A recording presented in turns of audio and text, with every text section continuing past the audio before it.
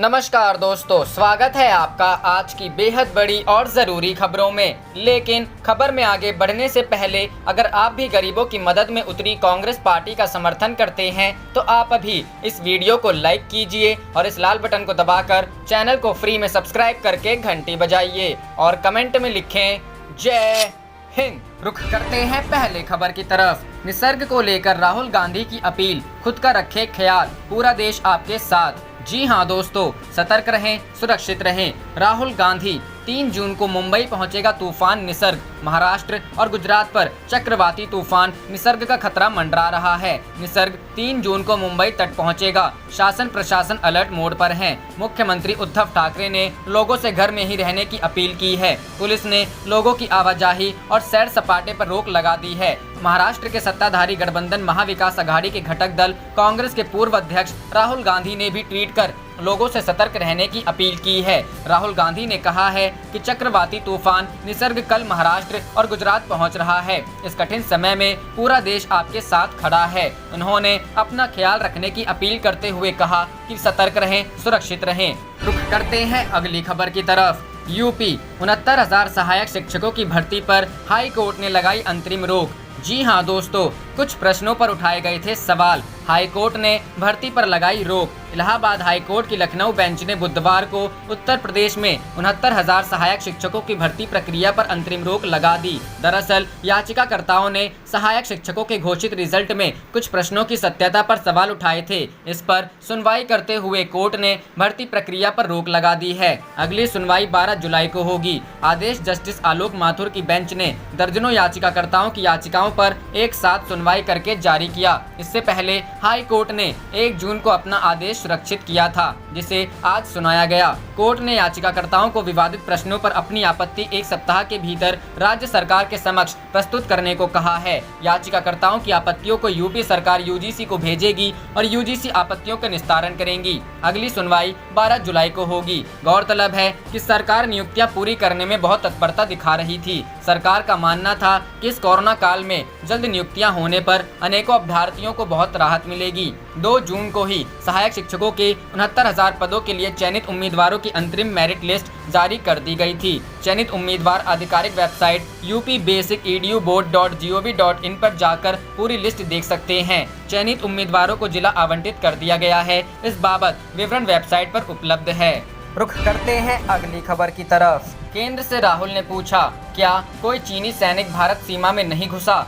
जी हां दोस्तों, line of actual control पर भारत और चीन के बीच तनाव की खबरें आए दिन आ रही है। चीनी सैनिकों के घुसपैठ के बाद से भारतीय सेना ने भी मोर्चा संभाल लिया है। इस बीच कांग्रेस के पूर्व अध्यक्ष राहुल गांधी ने मोदी सरकार से सवाल पूछा कि क्या भारत सरकार इस बात की पुष्टि कर सकती है कि कोई चीनी सैनिक भारत सीमा में नहीं घुसा है। इससे पहले कांग्रेस प्रवक्ता रणदीप सिंह सुरजेवाला ने कहा था कि चीनी सेना द्वारा भारतीय सीमा में घुसपैठ के दुस्साहस पर मोदी सरकार क्यों मौन बैठी है। भारत की सुरक्षा व क्षेत्रीय अखंडता से कोई समझौता स्वीकार नहीं किया जा सकता। तथा कथित तौर से ये घुसपैठ लद्दाख में गलवान नदी वैली और पागोंग जिले के इलाके में हुई है। दरअसल नए सैटेलाइट इमेज आने के बाद एलएसी पर चीन सैनिकों की बड़ी संख्या में घुसपैठ को लेकर अलग अलग दावे किए जा रहे हैं। एक तरफ कहा जा रहा है कि ताज़ा जारी सैटेलाइट इमेज में बहुत अधिक संख्या में चीनी सैनिकों के घुसपैठ के आसार कम दिख रहे हैं, लेकिन दूसरी तरफ कहा जा रहा है कि 5,000 से अधिक चीनी सैनिक एलएसी पर आ गए हैं। डिफेंस एक्सपर्ट अभिजीत अय्यर मिश्रा का कहना है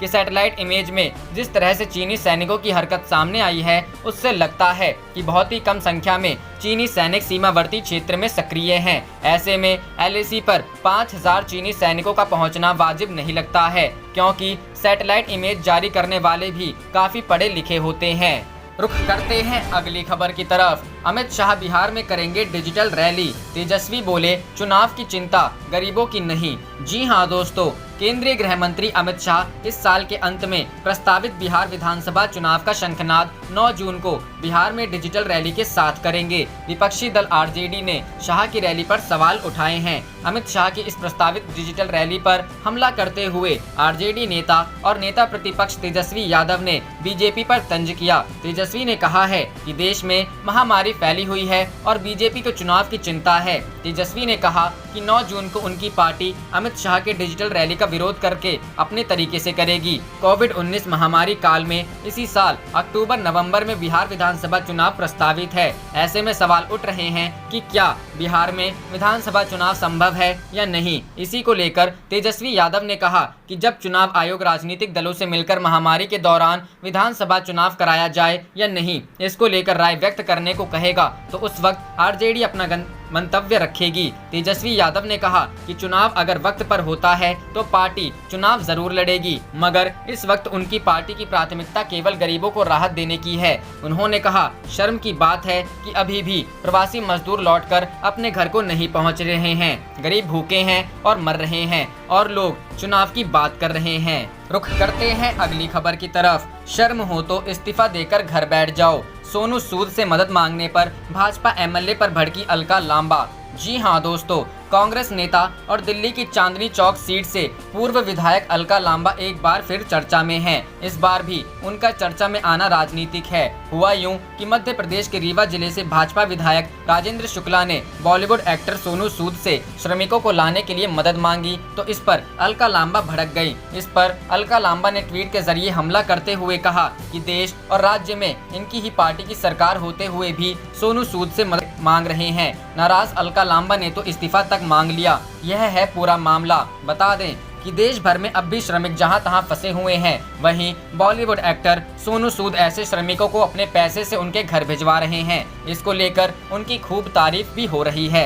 रीवा से भाजपा विधायक राजेंद्र शुक्ला ने भी ट्वीट कर बॉलीवुड एक्टर सोनू सूद से श्रमिकों को लाने के लिए मदद मांगी है। ट्वीट में विधायक ने मुंबई में फंसे मध्य प्रदेश के रीवा और सतना जिले के निवासियों की सूची बनाकर सोनू से गुहार लगाई है। इस पर नाराज अलका लांबा ने भाजपा विधायक के ट्वीट का स्क्रीनशॉट शेयर करते हुए ट्वीट किया है। आंखों पर यकीन नहीं होता कि जो खुद विधायक और पूर्व में मंत्री भी रहा, मध्य प्रदेश और देश में इन्हीं की सरकार है। मुख्यमंत्री प्रधानमंत्री इन्हीं की पार्टी के हैं। महाराष्ट्र में भी इनके सांसद और विधायक हैं, फिर भी मदद सोनू सूद से मांग रहे हैं। थोड़ी भी शर्म हो तो इस्तीफा देकर घर बैठ जाओ, बेहतर होगा। बताते चले कि बीजेपी विधायक राजेंद्र शुक्ला ने अपने ट्वीट में लिखा है, सोनू सूद जी, ये रीवा सतना मध्य प्रदेश निवासी काफी दिनों से मुंबई में फंसे हुए हैं और अभी तक वापस नहीं पहुंच पाए हैं। कृपया इनको लाने में हमारी मदद करें। बता दें कि अलका लांबा ने पिछले दिनों प्रधानमंत्री नरेंद्र मोदी और यूपी के सीएम योगी आदित्यनाथ पर आपत्तिजनक कमेंट किया था।